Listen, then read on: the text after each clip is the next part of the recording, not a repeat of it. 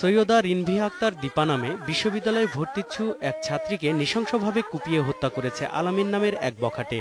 এ ঘটনার পর অভিযুক্ত আলামিনকে হাতে নাতে ধরে পুলিশে দিয়েছে এলাকাবাসী।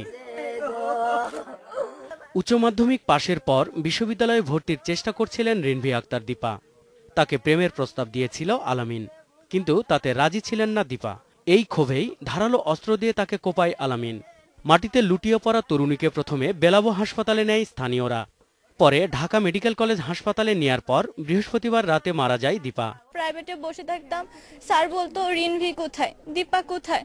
বলতাম যে স্যার এরকম এরকম প্রবলেম, ছেলেটা রাস্তায় বসে আছে, ও আসতে পারতেছে না। আমাদের প্রাইভেট বেসের ছেলেদের পাঠাতো যে ওরে নিয়ে আসো, যদি ওরা আসতো তাহলে ও ওদের সাথে যেত। ও এত ভয় পাইতো ওরে। দীপার মৃত্যুতে গ্রাম জুড়ে নেমে এসেছে শোকের ছায়া। তার ফাঁসি চাই, তার ফাঁসি চাই।